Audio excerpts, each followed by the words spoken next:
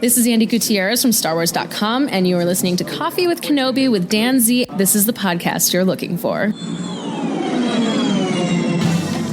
This is Ashley Eckstein, Ahsoka Tano from Star Wars The Clone Wars and Star Wars Rebels, and you're listening to Coffee with Kenobi with Dan Z.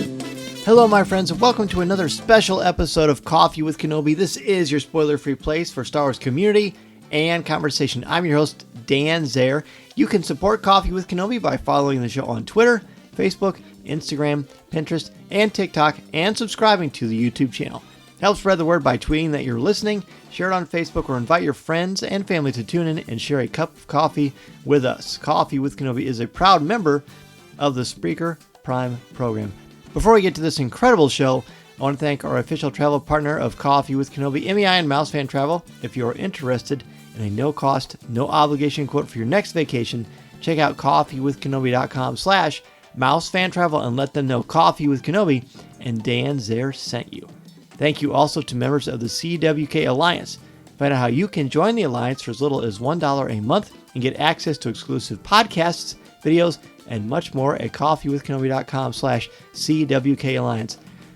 Just a couple of days ago, we had Ewan McGregor himself, Obi-Wan Kenobi, on, alongside Obi-Wan Kenobi director Deborah Chow and Moses Ingram, the new Inquisitor of the Star Wars universe.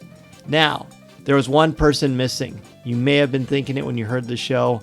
Obi-Wan Kenobi was missing someone on the last show, Hayden Christensen. And now, my friends, Hayden Christensen is going to be a guest on Coffee with Kenobi on this incredibly special episode. I got to interview him alongside the Skytalkers Podcast and Fangirl Blog with Tricia Barr. I was able to ask questions for James Burns because he was actually flying from his home to California for Star Wars Celebration, so he was kind enough to ask me to ask his questions. So you're going to hear me twice on the show. First, I'm going to ask questions for me and Coffee with Kenobi, and then when I go around again, it will be the questions for James that he asks on behalf of Jedi News, and of course, Charlotte and Caitlin from Skytalkers Podcast, and as I mentioned, our friend Tricia Barr. So pull up a chair, grab your favorite coffee mug, and let's listen to Anakin Skywalker himself, Hayden Christensen, on Coffee with Kenobi. This is where the fun begins. Well, Hayden, pleasure to meet you, good sir. Nice to see you all. It's great to have you. You're working episode 2 and 3 to find Anakin and the Skywalkers for generations of fans. And now you're able to add more nuance and complexity with his other self, Darth Vader. What's important to you about portraying Vader, and what challenges were present to you as you're under that mask? Yeah, I mean, just what a cool opportunity to get to come back and sort of continue with this character. I guess sort of the overriding thought for me when playing Vader is that he is Anakin Skywalker. And so all of that inner conflict and everything that I put into that performance, has to sort of follow through into this as well. Obviously we're at a different point with this character. He's at a different place in his life. But he's very much trying to reconcile his past, and a lot of that is sort of where my focus was. Hi, I'm Charlotte Erriry from Skytalkers, and first I wanted to say, Hayden, your performance as Anakin Skywalker made me a fan for life. So thank you so much for that. Thank you. I appreciate that. I wanted to know, do you view Anakin and Vader as two different characters, and how did you take your interpretation of that character into your performance in Obi-Wan Kenobi? Yeah, no, I mean, I've always seen Darth Vader as Anakin Skywalker. He's just experienced a lot of change. He's had this sort of radical ideological shift, and suffered some very severe battle wounds. But the man behind the mask is Anakin.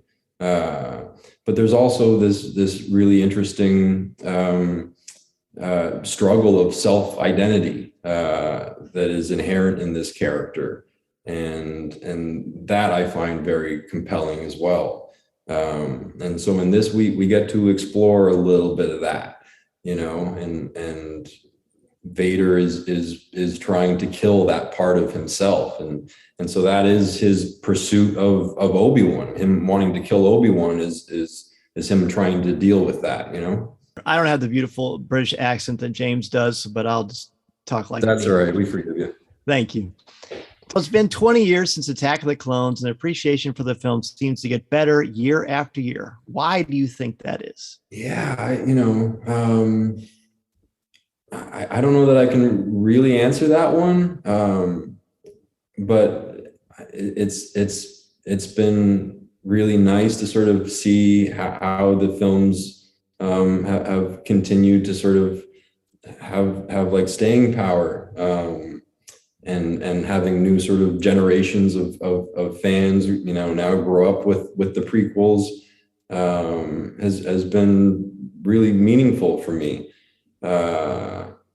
You know, certainly it was a bit of a challenge when those films came out, and you know a lot of critics were very critical. But my experience with the fans has always been really positive, you know, and I've gotten to sort of go to some fan conventions now, and it means a lot to me to get to, you know, meet people and have them sort of share what those films mean to them, and what this character means to them. And yeah, it's been, you know, really nice. Tricia Barr from Fangirls Going Rogue Podcast. Welcome back to Star Wars, Hayden. Thank you. For all of us, the Clone Wars has been an important part of our relationship with Star Wars, and we know that you've watched some. So how did that inform your performance? Yeah, I mean, I don't know how specifically it informed my performance, but I just tried to sort of educate myself as much as possible in coming back to this role. And, you know, I really enjoyed the work that they did on that series. And they did a lot with this character, you know. I think sort of Dave Filoni understands this character, you know, as well, or maybe even better than I do. And so, you know, subconsciously how that sort of informed things, I can't say, but I'm glad I got to watch them, and I'm a fan of them now too. So let's look at the lightsaber aspect of this. How has the technology and choreography changed between filming episode 3 and Obi-Wan Kenobi? And I'm totally not looking for spoilers. So even when you watched your buddy Ewan fight and Moses train as well. Yeah, well, the lightsabers have come a long way too. I mean, sort of all the technology has just continued to progress. You know, when we were doing the prequels, they were just, you know, metal rods that they would wrap with colored tape, and then they would light them up, you know, with digital effects afterwards. And you know, when we were working with those, after every fight or every take, the lightsabers would be all warped and disfigured, and they'd have to change them out for a new one. And, you know, we'd go through like dozens and dozens of them. And now on this show, the lightsabers are made of a different material, and that they hold up much better. And they also light up too, which is, yeah, pretty neat. And you know, having that sort of light interaction just sort of adds to the whole thing, you know? Hi, Hayden. I'm Caitlin, the other half of Skytalkers Podcast. Hi, Caitlin. Hi. My question kind of also talks about the technology. The prequel trilogy pioneered a new type of filmmaking, but was certainly not without its challenges. How does it feel to step onto a set like The Volume and realize that everything you did in the prequel trilogy was ultimately leading to this kind of filmmaking experience? Yeah, I mean, great question. I you know, when we were doing the prequels, one, it was all very new for me. You know, I was 19 at the time, and I didn't really have much experience to sort of compare it to. And I had spent a lot of time sort of studying theater. And so for me, I always kind of just likened it to being on stage, where it required a lot of your imagination. And you know, I really enjoyed getting to watch the films afterwards, because there was that sort of fresh experience, even for the actors, of just being like, wow, that's what that, actually ended up looking like. Now with the technology that they employ with the stagecraft volumes, it's a huge step forward. As an actor, having your environment there to react to and respond to, and it just makes the whole experience that much more visceral. And as a fan of Star Wars, stepping into the volume and seeing it all there for you, it's pretty awesome. And now my next question on behalf of James Burns and Jedi News. Obviously, in Revenge of the Sith, you got to be the iconic Darth Vader for a brief amount of screen time. But what is it like now coming back to that role after almost 20 years? Yeah, I mean, it's been really, really meaningful for me to get to come back and explore the character at this point in the timeline. When I was doing the prequels, all my time was spent with Anakin Skywalker. Obviously, he gets knighted Darth Vader, and there's a noticeable sort of shift in his perspective and demeanor. But of course, when the suit comes on, that really sort of changes the way we perceive him.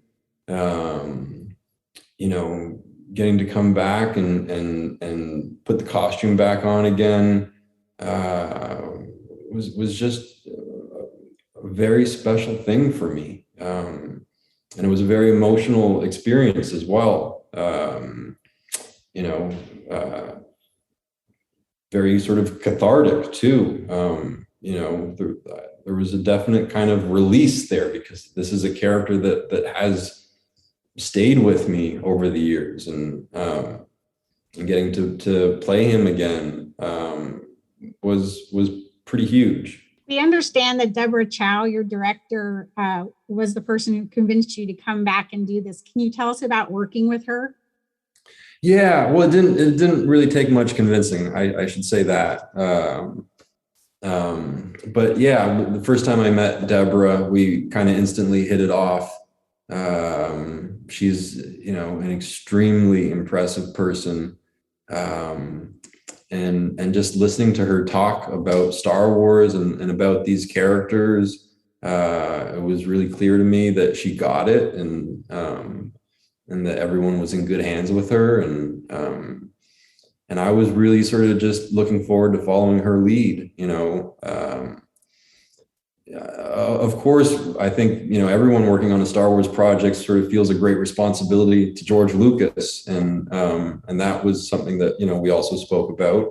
But, this is her story. And I think she's done something really special here.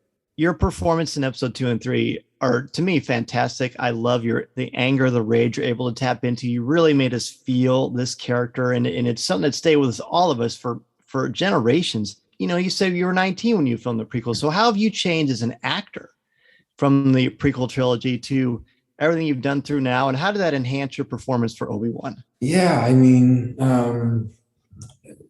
I don't know. It's hard to sort of be that kind of self-observant in a way. But certainly sort of, the older we get, sort of the more we have to bring to our work, the more kind of life experience that we have, the more we can apply that, to whatever the kind of the task is. And, in my case, it's acting. And it's been sort of just an interesting exercise in my craft in that respect. Coming back to a character that I played so long ago, now at this time in my life, I can only sort of assume that it helps, but we'll see. I wanted to ask you what Star Wars means to you. Yeah, I mean, it means so much. My experience working on the prequels was one of the most formative experiences for me. It was such a great honor to get to play this character and work with the people that I did. But I'm also, a fan like you guys, and what these stories mean to me as a fan are huge. I think the sort of the messaging and the themes that are contained in them are really important. And especially as I get older and now as a father, I think these stories are a means for us to kind of learn about ourselves and about life, and just the kind of the pure escapism that they offer too. Is incredibly valuable, and nothing else kind of excites the imagination the way that Star Wars does. James would like to know if you had any residual muscle memory in your lightsaber prowess. I hope so. There was, a little bit of rust I had to brush off, but it is kind of like riding a bike. We trained so hard when we were doing the prequels, and I got to spend so much time with Nick Gillard, and he was, amazing at what he did, and his contribution to Star Wars is huge. That was part of, what was most fun for me was going in for lightsaber training, and getting to spend the time with Nick and with Ewan and some of the other people. That was some of my favorite stuff. And so picking up a lightsaber again and, kind of giving it the old Anakin twirl, it kind of came back pretty easy. Hayden, why do you think Darth Vader, Anakin Skywalker are such an iconic character in mythology? Yeah, well, I think one, just the design of the character is so successful, and there are, I think a few people that contributed to that, and the breathing and James Earl Jones's voice, it just really works. I think the sort of the mythology of this character also really sort of resonates with people. When I was first auditioning for Star Wars to play this character, of course I was really excited about the possibility of getting to play in Star Wars. But I was also just really sort of taken with the character arc, and the notion that we were going to explore how someone goes from good to bad. And I think there's a lot to kind of learn there. And for me, it really sort of allows you to think about concepts of kind of destiny and free will, and the way that we can perhaps empathize with Anakin's descent, I think also says a lot. The need for strong parental figures, sort of the role of luck in our life, or lack thereof. And also the need to make good decisions, and how decisions can radically influence, the course of things. And obviously also, it's a redemption story too. And the notion that we can all kind of find redemption at the end, sort of regardless of what has come before. Acting as Anakin Skywalker is dramatically different from Darth Vader because of one major reason, at least I would think, and that would be that helmet, that glorious mask. How do you emote with that mask on and channel your inner Darth Vader without being able to actually say anything? I mean, I would assume you just hum the Imperial March. It's probably a little bit more complicated than that. Definitely the Imperial March kind of just plays in your head the whole time. Even when I was playing Anakin, that was just kind of playing in my head the whole time. But yeah, putting the costume on, putting the Darth Vader costume on, and putting that mask on really imparts a feeling. And there's a long kind of history in my profession of working with masks, and the Darth Vader mask is such a powerful one. So it's easy to emote. You may not actually perceive any of that, and maybe it's all just for me, but that's okay. But just kind of his mannerisms and the way he moves, that's all sort of defined before my involvement, and so there's a continuity there that we needed to adhere to, and that was really important to everybody. But there was a Vader movement specialist on set that I got to work with to sort of just make sure that everything was ringing true to Vader, and it's always kind of been a collective effort, this character, and it's been a great honor to get to sort of be one of many who have contributed to him. Hayden, I wanted to talk a little bit more about Vader during this time period. What is his state of mind? What's his state of mind? It's not very good. He's in a very dark place. And he's had sort of 10 years to just kind of, live in this very sort of imprisoned life. And that was something that Deborah and I spoke a lot about, was wanting to convey this feeling of power, obviously, but also imprisonment. Vader, or Anakin rather, is kind of trapped in a lot of ways.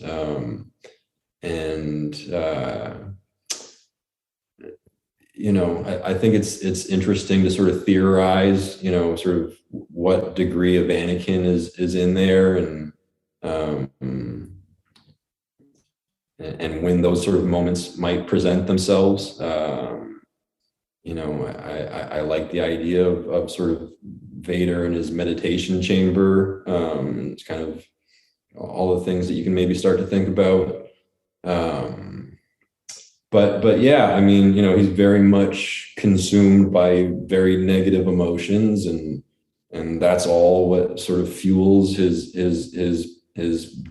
dark side abilities, and so because of that, he's very powerful in this series. And we're at a point in the timeline chronologically that is kind of the closest to Anakin in his prime, and I think that's sort of an interesting place to start from. Thank you, Hayden. All right, so nice speaking with you all. Really enjoyed this. Listening to Coffee with Kenobi, you are, with Dan Z, the podcast you're looking for. This is yes.